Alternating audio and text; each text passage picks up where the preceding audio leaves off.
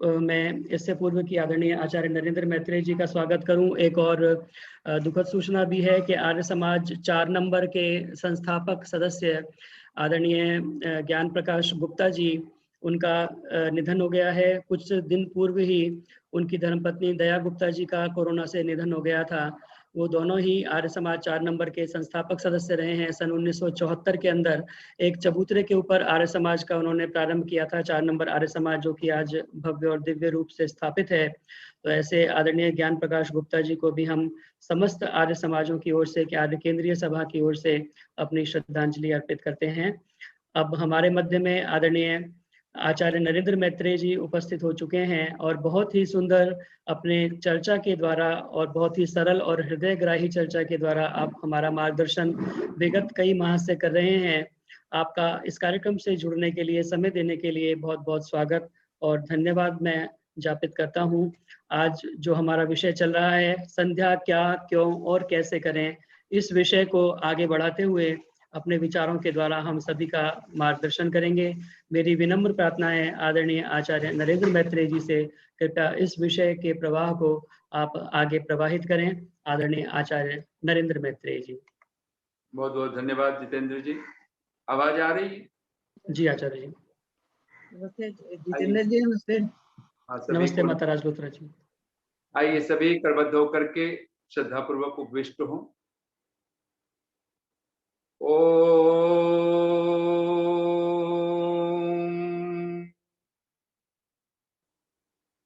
मधुमन्मेनिक्रमणम्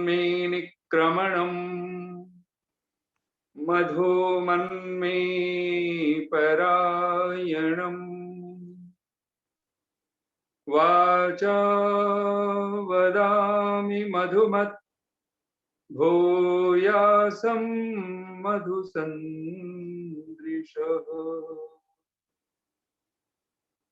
ॐ नमः शम्भवाय च मयो भवाय च नमः शङ्कराय च मयस्कराय च नमः शिवाय च शिवतराय च। ओम शांति शांति शांति।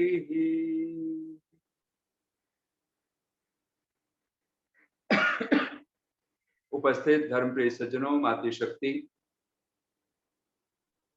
आर्य समाज फरीदाबाद नगर निगम क्षेत्र, सभी समाजें और पूरे भारतवर्ष, दिल्ली आदि प्रांत के सभी उपस्थित धर्मप्रिय सज्जनों और देश विदेश से उपस्थित सभी आप सबको नमन करते हुए आइए हम सब पूरी श्रद्धा और भक्ति के साथ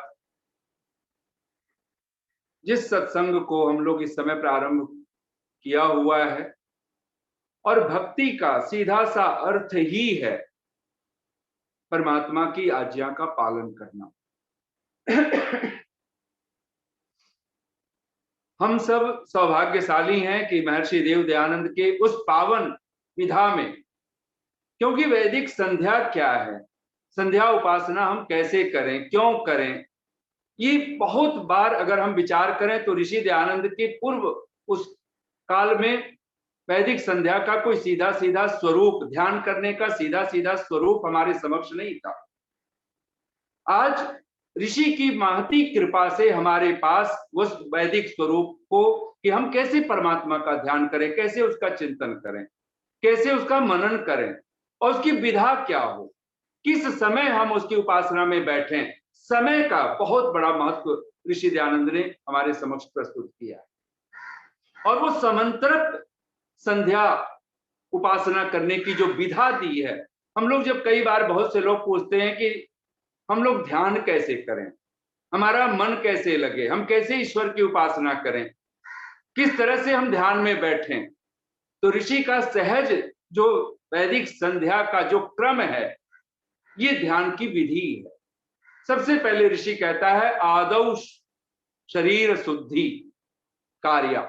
सबसे पहले शरीर की शुद्धि, जिसमें जल आदि की के माध्यम से जलादिना और राग द्वेष असत्य आदि त्यागेन आभ्यंतरा।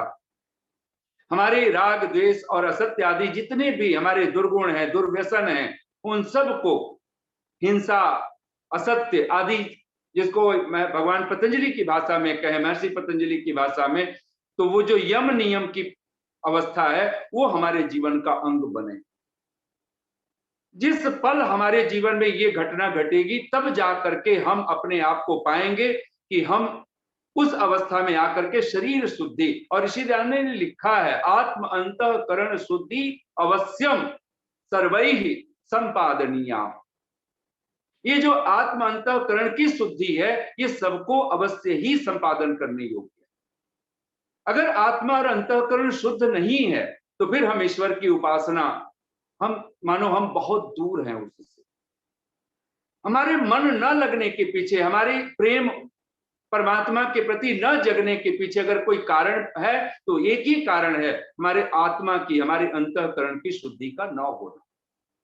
क्योंकि ऋषि स्पष्ट लिखते हैं तस्याह, ये जो आत्मा और अंतःकरण की शुद्धि है सर्वोत्कृष्टत्व, उसको उसके सर्वोत्कृष्ट होने से, यानी सबसे उत्तम साधन अगर परमात्मा की प्राप्ति का है तो संसार की भौतिक दुनिया का कोई साधन परमात्मा की प्राप्ति में सबसे बड़ा साधन नहीं है जितना कि आत्मा और अंतःकरण की शुद्धि। और ऋषि लिखते हैं तस्याह सर्वोत्कृष्टत्वात्, और कहते पर ब्रह्म प्राप्ति एक साधनत्वात्। पर ब्रह्म की प्राप्ति में सबसे जो मुख्य साधन है, एक साधन अगर उसको कहें तो वो साधन है हमारे अंतःकरण की निर्मलता, हमारे आत्मा की पवित्रता। इसे तो कहते हैं ना, कबीर की बहुत प्यारी पंक्ति है जो बहुत प्रसिद्ध है, कबीरा जब मन निर्मल भया जैसे गंग का नीर, पाछे पाछे हरि फिरें कहत कबीर कबीर। उन्होंने तो एक अलंकारिक भाषा में भी कह दिया कि पाछे पाछे हरि फिरें, जैसे बच्चे के पीछे मां दौड़ती है, जैसे गाय के बछड़े के पीछे गौ दौड़ती है, ऐसे ही कहते हैं कि जब कोई भक्त निर्मल हृदय हो जाता है तो मानो भगवान ही योग क्षेमम वहाम्य हम, योग और क्षेम लेकर के परमात्मा मानो दौड़ रहा होता है। वो परमात्मा उसकी तरफ पूरी की पूरी प्रगाढ़ता के साथ उसके साथ होता है। लेकिन हम दुर्भाग्यशाली होते हैं कि हम मन के तो परवाह नहीं करते, हम मन की चिंता नहीं करते और हम अपने तन की चिंता में सारी जिंदगी बिताते हैं। महर्षि देव दयानंद का सत्यार्थ प्रकाश अगर हम पढ़ें तो ऋषि दयानंद अद्भुत प्रार्थना की भाव में महाराज भर्तृहरि के एक श्लोक रख देते हैं, निंदन्तु नीति निपुणा यदि वास्तुवन्तु। कोई धीर है, कोई ध्यानी है, धीरा ध्यानशीला, धीरः ध्यानशीलः। धीर का सीधा सा अर्थ है जो धीर है, गंभीर है, प्रज्ञावान है, जो भगवान का भक्त है, जो आप्त पुरुष है, उसका एक ही लक्षण है, वो जो ध्यानशील होता है तो करता क्या है, वो भगवान से चाहता क्या है, वो एक ही प्रार्थना भगवान से करता है, निंदन्तु नीति निपुणा यदि वास्तुवन्तु। नीति में निपुण लोग, बड़े बड़े तत्वज्ञ लोग, विद्वान लोग, चाहे निंदन्तु, चाहे निंदा करें, यदि वास्तुवन्तु, चाहे वो स्तुति करें, लक्ष्मी समाविशतु गच्छतु वा यथेष्टम। धन आए अथवा धन समाप्त हो जाए, विदा हो जाए, चला जाए, नष्ट हो जाए। कहते अद्यैव वा मरणम अस्तु, आज ही मृत्यु हो, युगांतरे वा, अथवा वर्षों वर्षों तक ये शरीर हमारा ऐसे ही जीवित दिखाई देता रहे, अथवा ये मृत हो। कहते हैं बस धीर पुरुष, ध्यानी पुरुष एक ही बात परमात्मा से प्रार्थना करता है, हे प्रभु एक ही कृपा कीजिएगा, न्यायात पथः प्रविचलन्ति पदम न धीरा। मुझे न्याय के पथ से कभी विचलित ना होने दे। और धीर पुरुष इस बात का पूरा पुरुषार्थ करता है। इसलिए तो धीर की परिभाषा ही यही है, ध्यानी की परिभाषा यही है कि जो न्याय के, सत्य के मार्ग से कभी अपने पग को, अपने पांव को कभी विचलित नहीं करता, वो कभी अन्याय का, असत्य का मार्ग अपनाता ही नहीं, वही तो ध्यानी है। इसलिए तो जब शिखा बंधन सबसे पहले जब हम ऋषि दयानंद और पंच महायज्ञ विधि पढ़ें तो सबसे पहले ऋषि ने लिखा है कम से कम 3 प्राणायाम करके अपने आत्म मनसो स्थितिम संपादयित। और ऋषि अनेक जगह पे भाष्य करते हुए लिखते हैं कि ये युक्ताहार विहारा, जो युक्त आहार विहार करने वाले हैं, जो नियम से युक्त आहार विहार करते हैं, जितेंद्रीय पुरुष है। ऋषि लिखते हैं एकांते देशे, जो एकांत स्थान में, देश का मतलब स्थान, एकांते देशे परमात्मानम युंजते, जो परमात्मा से अपनी आत्मा को योग उसको जोड़ते हैं, आत्मा के साथ, परमात्मा के साथ अपनी आत्मा को युक्त करते हैं, योग युक्त कर देते हैं। कहते हैं तत्ते वे लोग तत्व ज्ञानम प्राप्य नित्यम सुखम यान्ति, वे तत्व ज्ञान को प्राप्त होते हैं और नित्य सुख को प्राप्त करते हैं। निसंदेह हमें संध्या में सबसे पहले तो एकांत स्थान, ऋषि की भाषा में कहें तो पहले तो पुराने जमाने में जब, और आज की भी, तो अरण्य में, जंगल में, किसी नदी के, किसी उपत्यका, लेकिन आज वो वातावरण ना हो, आप अपने घर में कोई स्थान अपना चयन करें। इसलिए तो ऋषिदान ने गृहस्थों के लिए लिखा कि जब गृह प्रवेश आदि जब घर निर्माण करते थे तो उसमें एक ऋतस्य प्रथमा द्वार, एक ध्यान करने का स्थान कक्ष होना चाहिए। हमारे पास अग्निर्धानम यज्ञशाला हो, हविर्धानम हवि आदि रखने के यज्ञशाला के स्थान, तो सारी बातें जहां होती है तो निसंदेह कभी, अब जैसे भी साधन हो, कम से कम एक एकांत स्थान ढूंढें जहां शांत, वहां पे जल पात्र आदि रख करके आचमन आदि के निमित्त, और एक कलश में कोई चाहे लोटा आपके पास तांबे का पात्र हो उसमें जल भर करके रखिए। अपना आसन स्वच्छ पवित्र करके, और अपने वस्त्र भी उस समय स्वच्छ पवित्र रखने चाहिए। असाधारण वस्त्र जो अलग हम जो रोज पहनते हैं उन वस्त्रों को पहन करके संध्या उपासना में हम करीब करीब न बैठें।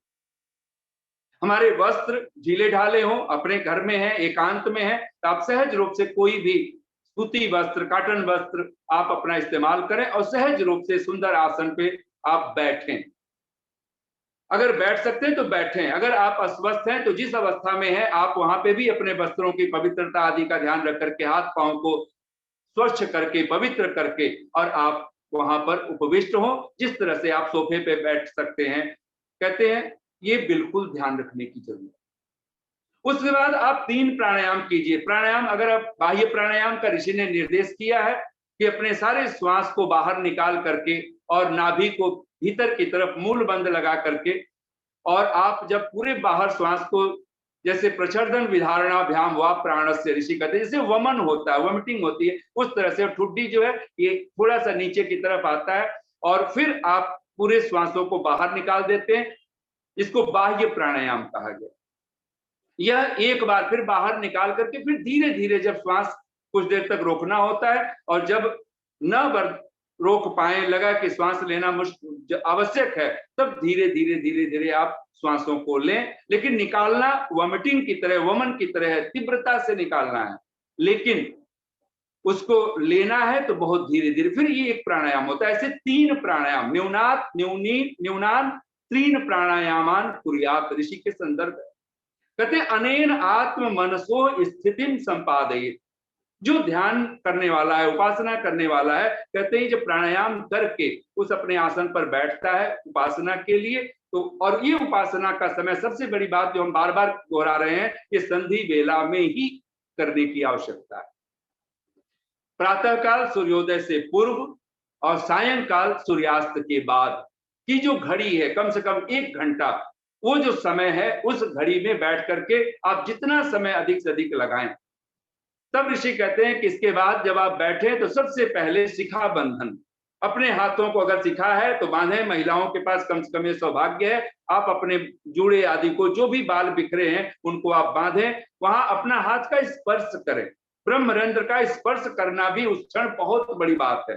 मानो आप चोटी को स्पर्श कर रहे हो। जीवन में हम भी उच्च शिखर को पाना चाहते, कहीं ये सांकेतिक, और वो भी गायत्री मंत्र से, गुरु मंत्र के माध्यम से।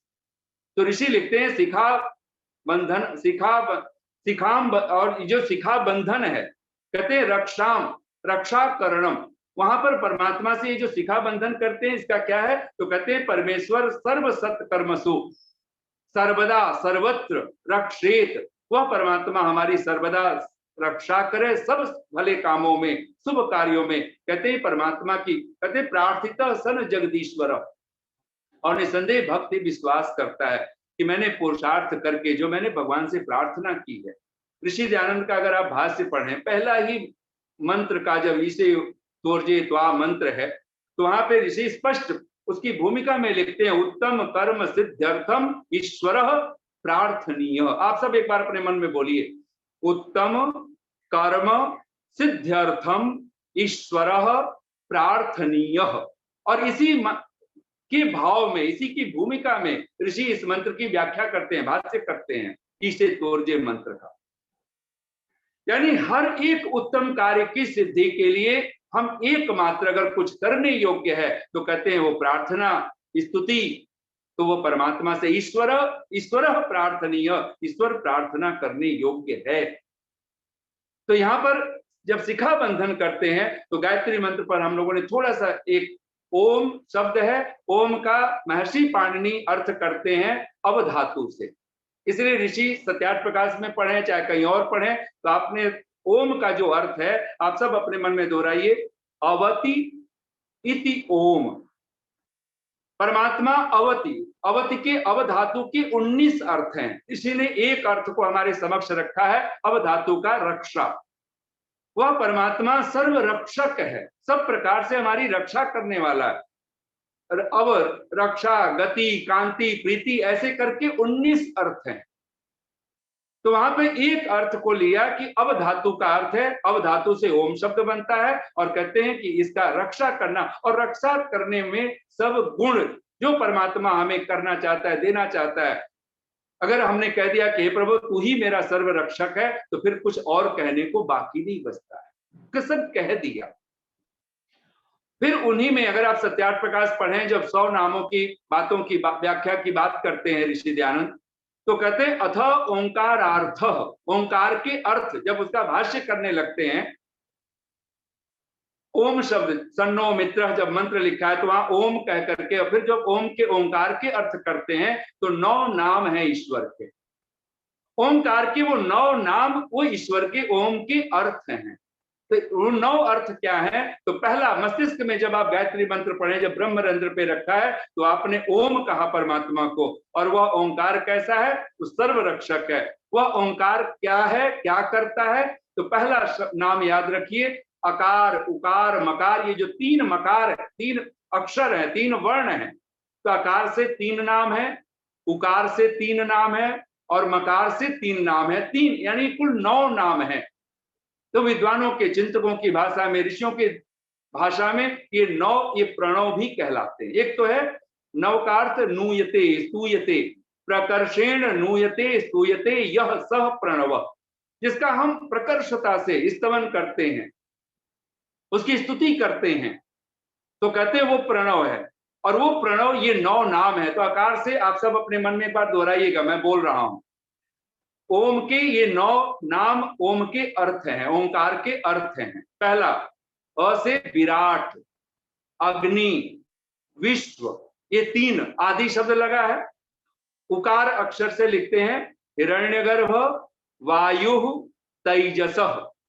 तो पहला है विराट, अग्नि, विश्व, ये अकार से। उकार से हिरण्यगर्भ, वायु, तेजसः, और मकार से ईश्वरः, आदित्यः, प्राज्ञः।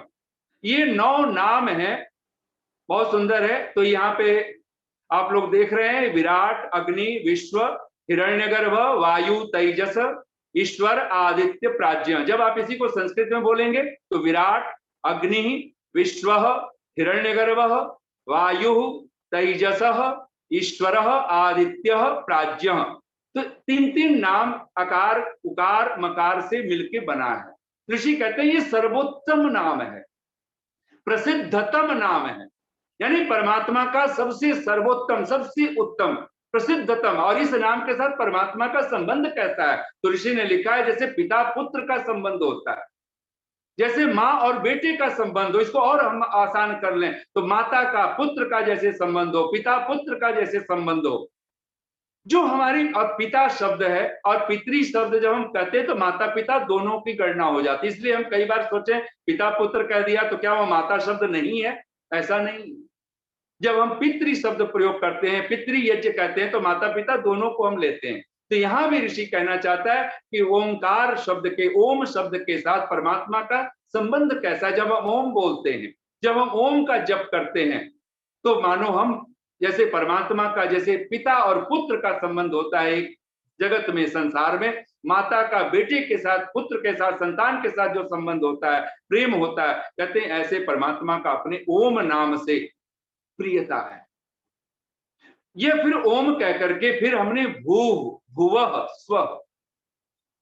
ऋषि दयानंद यजुर्वेद के 36वें अध्याय में भू का अर्थ करते हैं कर्म कांड की विद्या, भुवः का अर्थ करते हैं उपासना कांड की विद्या, स्व का अर्थ करते हैं ज्ञान कांड की विद्या। सबसे पहले अगर आप परमात्मा के भक्त हैं तो सचमुच में हमारा ज्ञान तभी ज्ञान बनता है जब हमारे वो कर्म में परिणित हो जाए। हम कर्म को कभी छोड़ने वाले न बने, क्योंकि मनुष्य जीवन, अगर हम सचमुच में परमात्मा का स्मरण करने वाले हैं तो वेद का, भगवान की वाणी ही कहती है ओम क्रतु स्मरो। कौन ओम का स्मरण कर सकता है? जो क्रतु है, जो कर्मशील है। क्रतु का प्रज्ञाशील भी है और क्रतु कर्मशील भी, दोनों अर्थ हैं। तो जो सचमुच में जो कर्मशील है, जो कर्मठ है, जो कर्म से, इसलिए तो कहते हैं ना अकर्मा दस्यु, वेद का मंत्र है। जो अकर्मा है, जो कर्महीन है, वही तो दस्यु है, वही तो वेद विद्या का विरोधी है, वही तो चोर है, वही तो डाकू है, वही तो लुटेरा है, वही तो विश्वासघाती। सब दोष अगर आपको देख रहे हो, दस्यु शब्द को जब हम पढ़ते हैं ऋषि दान का, अगर आप भाष्य पढ़ें तो आप हैरान होंगे कि जो सब प्रकार से दुष्टता के जितने भी लक्षण हो सकते हैं वो सब लक्षण दस्यु शब्द में होते हैं। और इसी का विपरीत शब्द है आर्य। तो विद्वान कहते हैं अकर्मा यदि दस्यु है तो सुकर्मा आर्य, जो सत्कर्म करने वाला है वही तो आर्य, जिसके जीवन में, इसलिए सुकृतिनः, भगवान कृष्ण भगवत गीता में कहते हैं कौन मेरी उपासना करता है? जो 4 प्रकार के अपने भक्तों की बात कही है, आर्त, जिज्ञासु, अर्थार्थी, ज्ञानी, कहते हैं वो कौन है? तो सुकृतिनः, वो सत्कर्म करने वाले लोग। तो सबसे पहला भू, सत्कर्म करने की विद्या। हम हर पल सत्कर्म की, और 3 शब्द हमारे मस्तिष्क में सत्कर्म के रूप में रहने चाहिए। भगवान कृष्ण के शब्द हैं यज्ञ, आप सब अपने मन में दोहराइए, यज्ञ, दान, तपः कर्म न त्याज्यम कार्यम एव तत्। मनीषिणाम शब्द कह करके, अगर हम सचमुच में मनुष्य हैं, मनीषी हैं, विचारशील हैं, चिंतन मनन करने वाले हैं, ब्राह्मण, क्षत्रिय, वैश्य, इन कहीं न कहीं ऐसी द्विज के रूप में हमारा मनुष्य जीवन है, तो फिर हम क्या करें? तो यज्ञ, दान और तप, ये 3 कर्म हम कभी छोड़ने वाले ना हो। मैं, हम लोग तो कहा करते हैं 2 पंक्तियों में, और आप सब दोहराइए अपने मन में एक बार, जो खूब सहेजा था वो पास नहीं।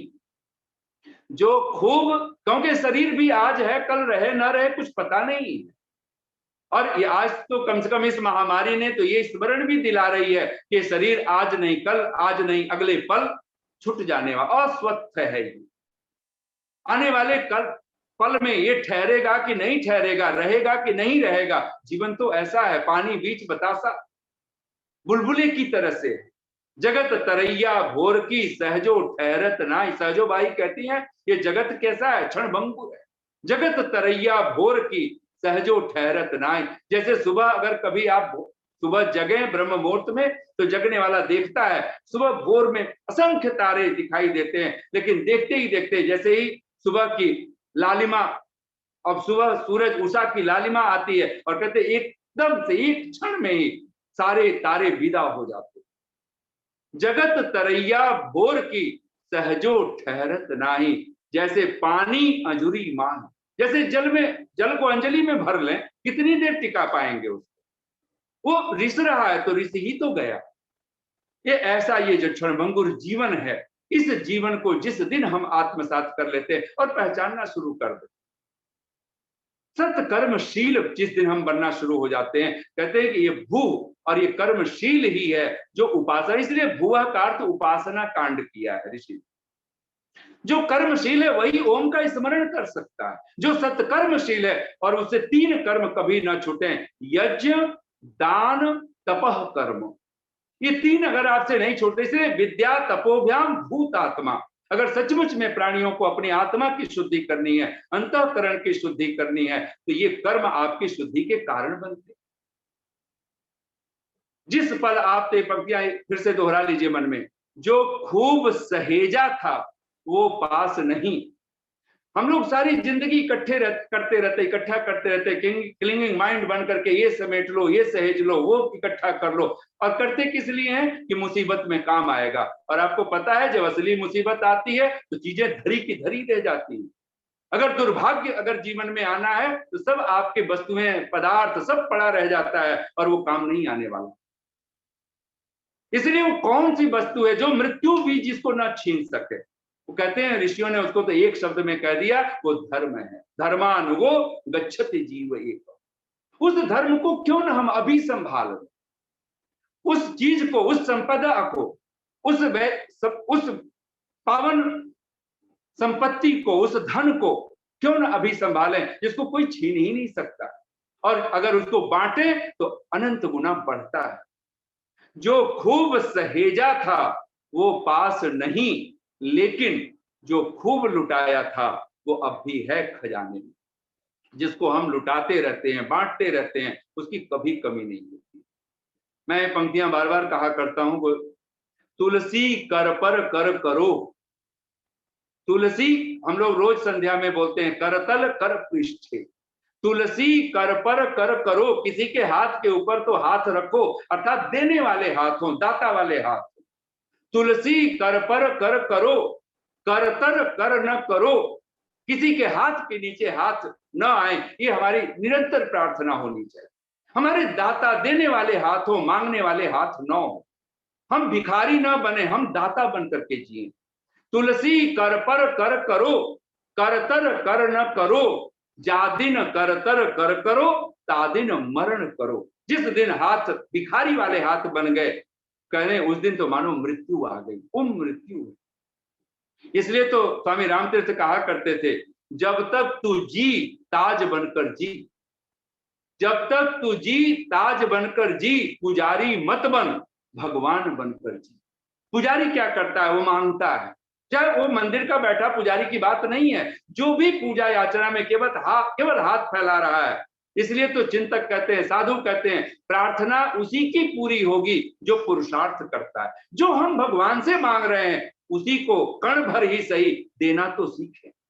अगर हम चाहते हैं कि परमात्मा हमें धन दे, तो हम भी कहीं जरूरतमंदों में अपने धन को बांटे। 1 रुपया ही सही बांटिए तो सही, 2 तो सही। अगर आप चाहते हो कि आपके जीवन में सुख हो, शांति हो, आप भी सुख शांति बांटना शुरू करें। आप चाहते हो कि हमें लोग प्यार करें, आप भी लोगों से प्यार करना शुरू कीजिए। ऐसे नहीं हो सकता है कि सारे आपको प्यार करें और आप अहंकार में फूल करके बैठे रहें, बात नहीं बनने होगी। हम जो कुछ भी भगवान से चाहते हैं, भगवान वह हमसे भी चाहता है। माना कि वो ज्ञान में, प्रकाश में वो सूर्य की तरह है, पर हम एक नन्हा सा कैंडल तो जलाएं, एक दिया तो जलाएं, एक दीपक तो जलाएं, और ये पुरुषार्थ तो करना ही हो। एक अलंकारिक भाषा में हम लोग सुना करते हैं, एक आदमी, जब पुराने जमाने में लॉटरी सिस्टम होते थे, जो लॉटरी की टिकटें खरीद लेते थे, एक आदमी हनुमान जी के मंदिर में जाता था, रोज जाता, पुजारी को कुछ 100-50 पकड़ा देता और कहता कि मैं कुछ समय हनुमान जी के साथ बातचीत करूंगा, आपको डिस्टर्ब नहीं करना। पुजारी को दक्षिणा मिल जाती थी, वो कहता जाओ। और वो जा करके, और वो ठीक हालत में नहीं होता था, वो कहीं ना कहीं नशा करके आता था। 50-100 पुजारी को दिया, जाके हनुमान जी के पास खड़ा हो जाता, हाथ जोड़ करके, और कहता कि प्रभु बस 1 करोड़ की लॉटरी लग जानी चाहिए।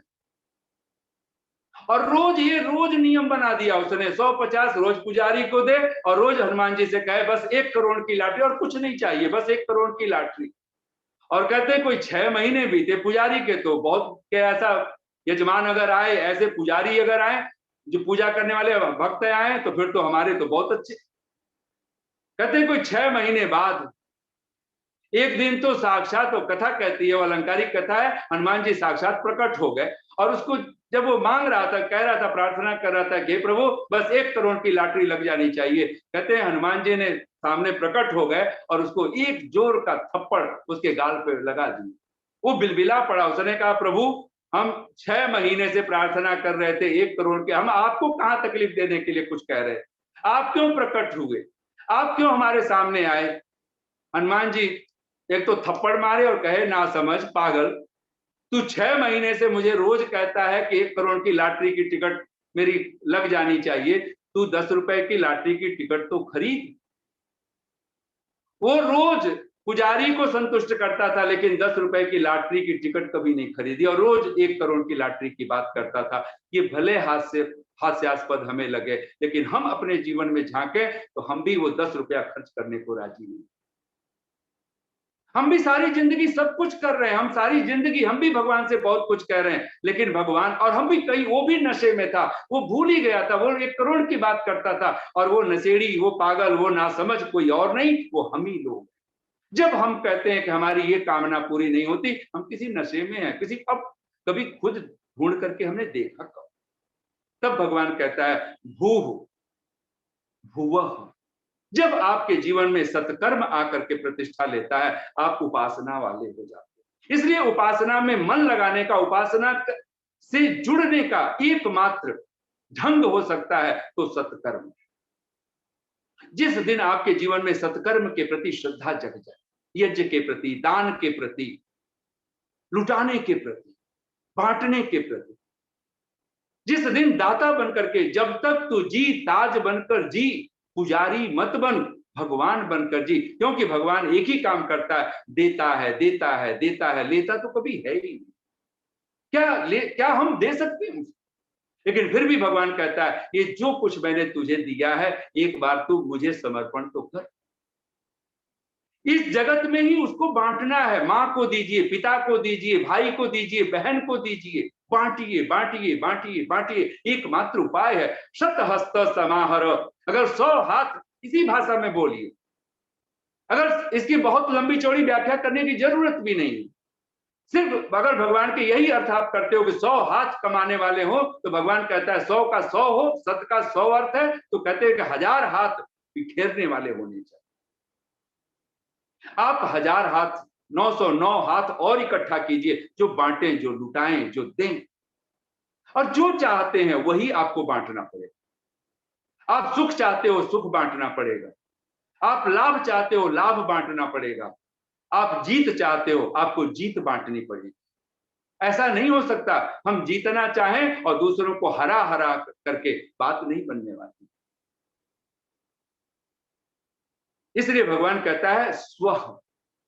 और जैसे उपासना में बैठते हो आप, ज्ञान कांड, उसको ज्ञान स्वरूप भगवान को यहाँ पर कहा कि भुवः भू कर्म कांड की विद्या, भुवः उपासना कांड, स्वः ज्ञान कांड, जहां आपका तत्व ज्ञान हो जाता है।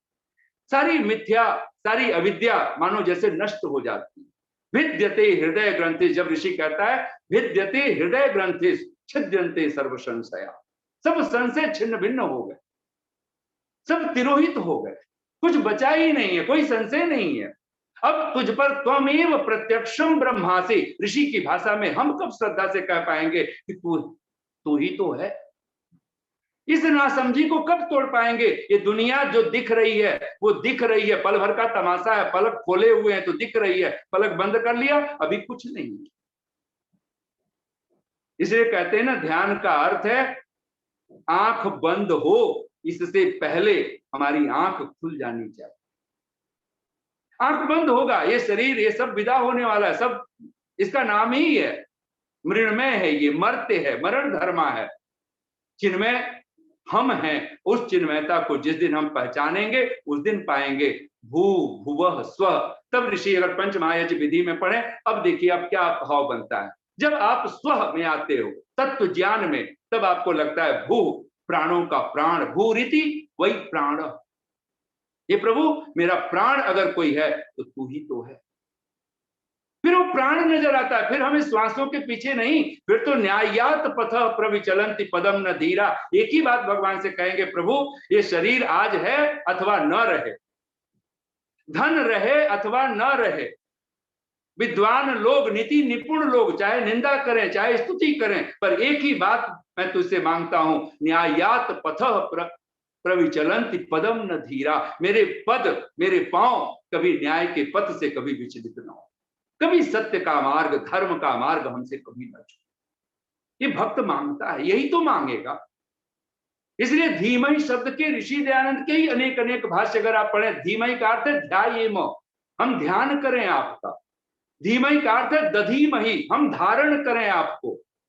फिर कहते हैं वही पाठ करिए, तम परमात्मानम नित्यम वयम उपासीमहि, हम तेरी उपासना करें। धीमहि का एक अर्थ ध्यायेम, ध्यान करें।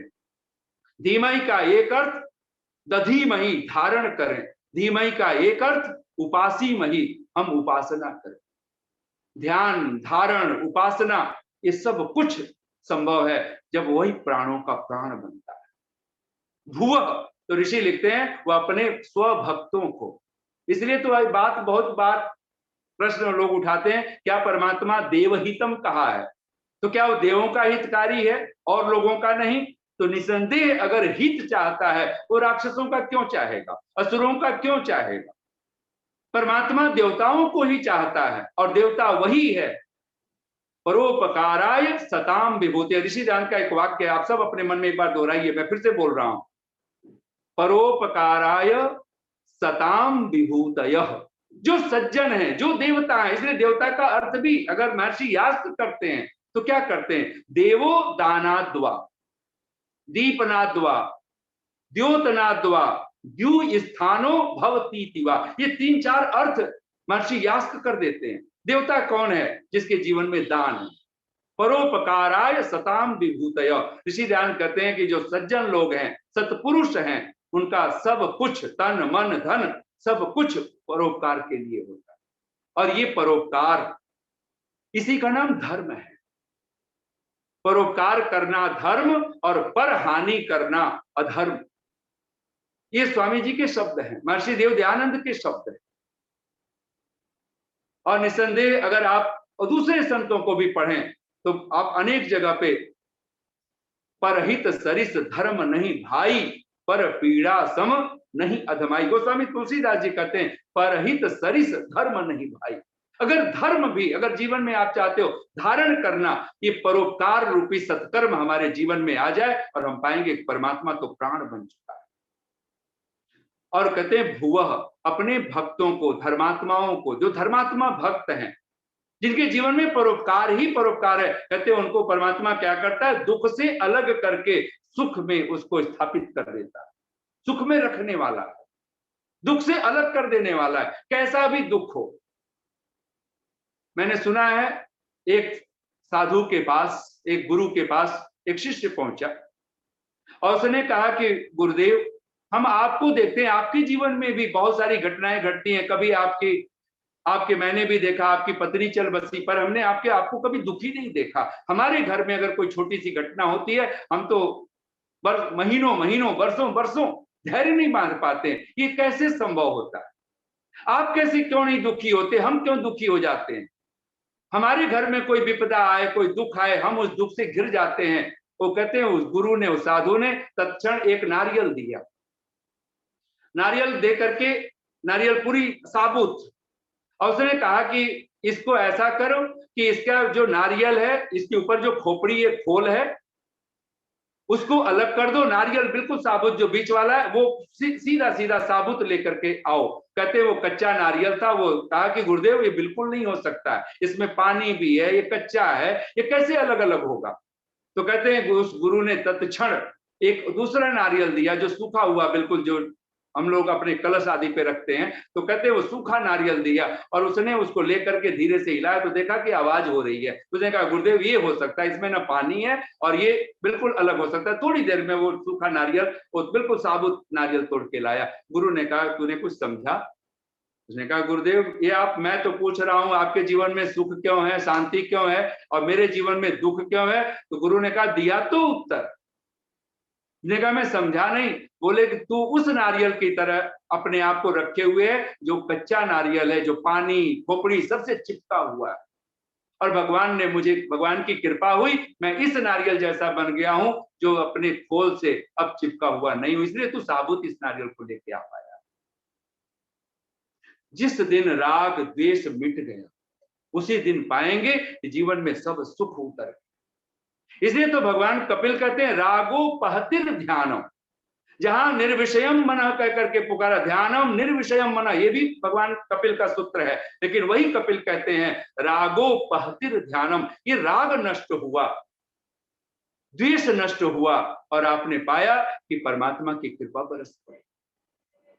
तीसरा शब्द जैसे ही आप बोलते हो स्वह, स्वरिति व्यानः, वो परमात्मा फिर आपको एक जगह नहीं दिखाई देता, वो काशी काबा में नहीं फिर बैठा रहेगा, वो फिर मंदिरों और मस्जिदों में नहीं वो बैठा हुआ है, फिर वो चौथे सातवें आसमान पर नहीं बैठा हुआ है, फिर तो वो स्वरिति व्यान, वो फिर सर्वत्र आपको नजर आए, ईशावास्यम इदम सर्व। और कहते फिर वो परमात्मा सुख स्वरूप है, फिर आपको वो भक्त को निहाल कर देता है। इसलिए तो एक वेद मंत्र अगर आप पढ़ें तो वहां पर कहा देवानाम वहनीतमम ससनीतमम पप्रीतमम देवहूतमम जुष्टतमम, ऐसे करके कि वो परमात्मा कैसा है, तो वहनीतम सुख प्रापक है, सब प्रकार के सुखों को देने वाला। इसलिए तो यहाँ पर फिर भक्त कहता है कि ऐसे हे प्रभु प्राणों के प्राण भुव दुख विनाशक स्व सुख स्वरूप, क्या करें, तो कहते तत् सवितु, तो यहाँ पे पहले सब विशेषण किया भगवान, और अनेक इसके तरह के आपके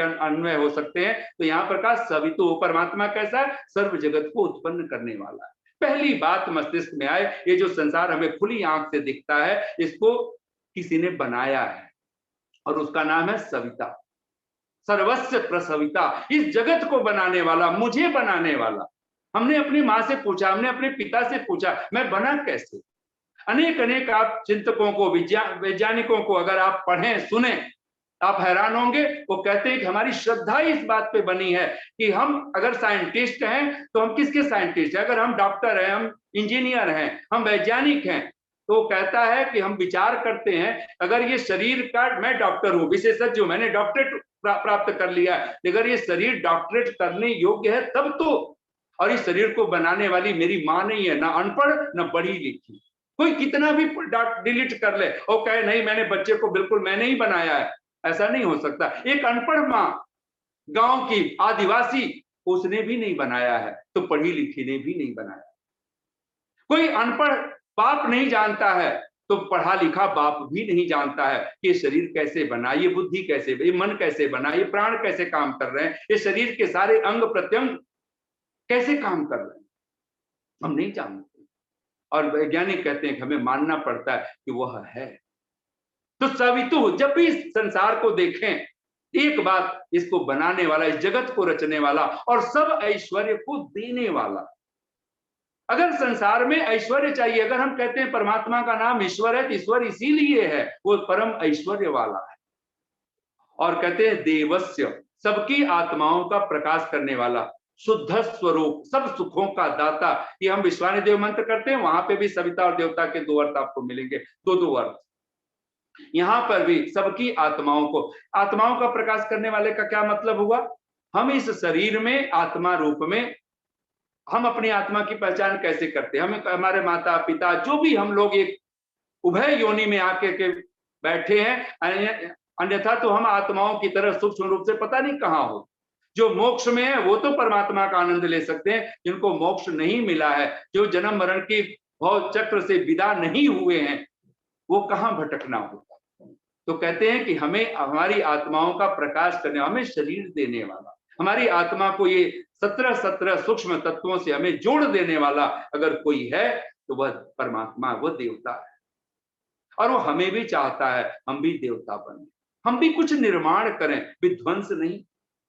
बुद्ध भगवान ने अंगुलीमाल को यही तो कहा था, काट लेना मेरी भी उंगलियां, मार देना मुझे भी, लेकिन एक काम कर, मेरे मरने से पहले मेरी एक इच्छा पूरी कर। ये सामने पड़ी हुई एक टहनी है, एक डाल है छोटी सी, उसके तू काट करके तोड़ करके दे। कुछ पत्तियों को तोड़वा करके मंगवाया और कहते हैं अंगुलीमाल ने एक तलवार, एक जो हाथ में उसके जो अस्त्र था, शस्त्र था, उससे डाल कट गई पूरी। वो 2-3 पत्तियां मांगे तो पूरी डाल काट करके लाके बुद्ध के पास रख दिया।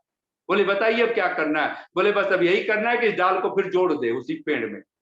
अंगुलीमाल हंस पड़ा, उसने कहा ना समझ हो, पागल हो, नहीं जोड़ा जा सकता। तो बोले काटना बहुत आसान है, तो बच्चा भी कर लेगा, अंगुलीमाल जोड़ना कब सीखेगा?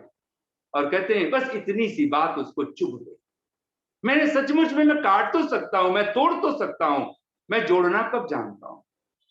जोड़ा तो नहीं। और कहते हैं कि अगर सचमुच में जोड़ना चाहता है तो चल मेरे साथ। और वही अंगुलीमाल का हृदय परिवर्तन होता है। हम भी सविता बने, हम भी सृजन करने वाले बने, कुछ जोड़ सके तो जोड़ें, लेकिन तोड़ने वाले नहीं बने। तो ये समय बिल्कुल हो गया है, घड़ी पर नजर भी पहुंच गई है। और ये जो गायत्री मंत्र, अगर एक एक शब्द का अर्थ करें तो यहाँ पर तो फिर बहुत समय लगना है, फिर तो ये कई महीने चलेगा।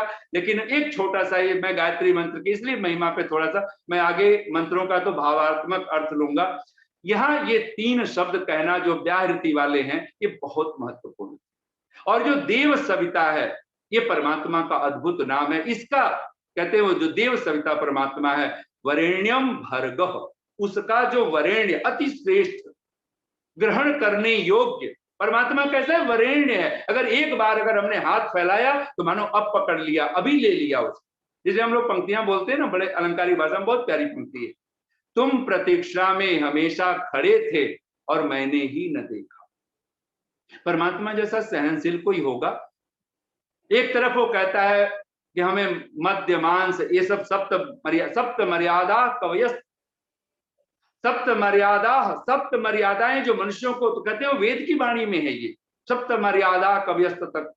और यहां पर कहा कि मांस नहीं खाना है, जुआ नहीं खेलना है, फिर भी कितने मांसाहारियों को, जुआ खेलने वाले को क्या परमात्मा ऐसे खत्म करे? उनके 56 देश, इस इंडिया, इस भारत, इस पूरी धरती पर, और भारत में भी कितने मांसाहार करने वाले लोग हैं जो अपने पेट को ही कब्रिस्तान बना बैठे, उधर ही उनका कब्र बन चुका, कब्रिस्तान बना हुआ है। तो आप सोच सकते, लेकिन परमात्मा उनको भी ऐसे सीधे खत्म नहीं कर दे रहा। उसके जैसा सहनशील कैसे होगा? वो हर पल प्रतीक्षा करता है। और दुख भोगना, भगवान तो कहता है जब हम पाप कर्म करते तत्क्षण दुख भोगना शुरू हो जाता है। तुम प्रतीक्षा में, इसलिए मैं बहुत बहुत सारी बातों को समेटता हुआ ये पंक्तियां बोल रहा हूं। बहुत बार बोला हुआ है, शायद आपको ध्यान में भी आए, कुछ बातों को बार बार स्मरण करें। तुम प्रतीक्षा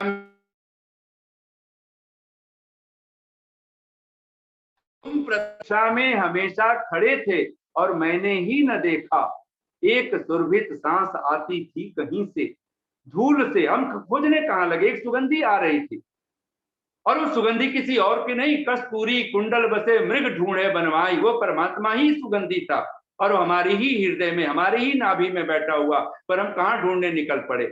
एक सुरभित सांस आती थी कहीं से, धूल से, फूल से, नव तारकों से, चांद सूरज से, गगन या अंतःकरण से, या कि मेरे ही शिराओं के रगों से, पर इत्र की कुछ शीशियों को खोलते और मूदते ही उम्र मेरी कट गई है। तुम प्रतीक्षा में हमेशा खड़े थे और मैंने ही न देखा। एक झिलमिल ज्योत आती थी कहीं से, एक प्रकाश भी, एक सुबह की जैसे पौ फूटी हो, एक झिलमिल ज्योत आती थी कहीं से, सरोवरों से, नद निर्झरों से, सागरों से, बिजलियों के पायलों से, या कि मेरे ही दृगों के दायरों से। पर हम क्या करते रहे सारी जिंदगी?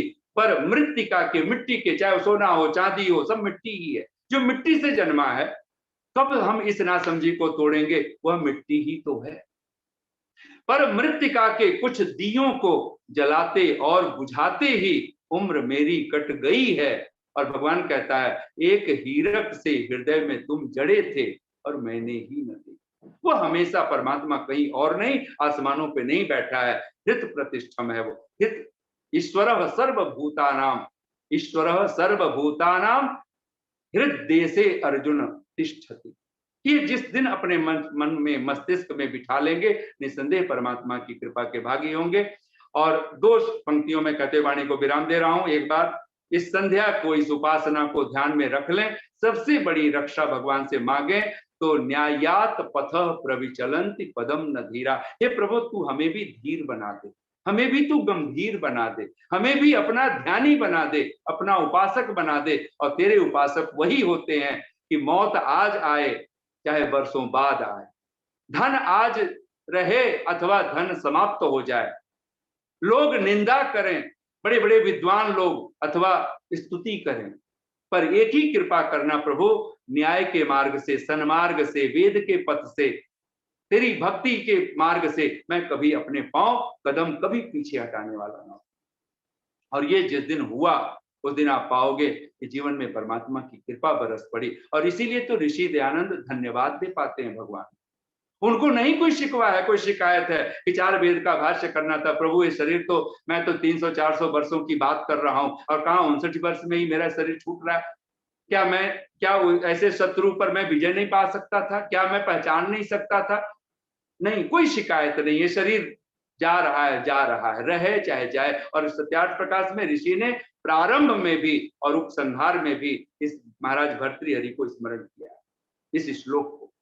तो निसंदेह 2 पंक्तियों में, रोशन हो जो दिल, रोशन हो जो दिल, तो शब की स्याही भी मददगार। शब कहते हैं रात को।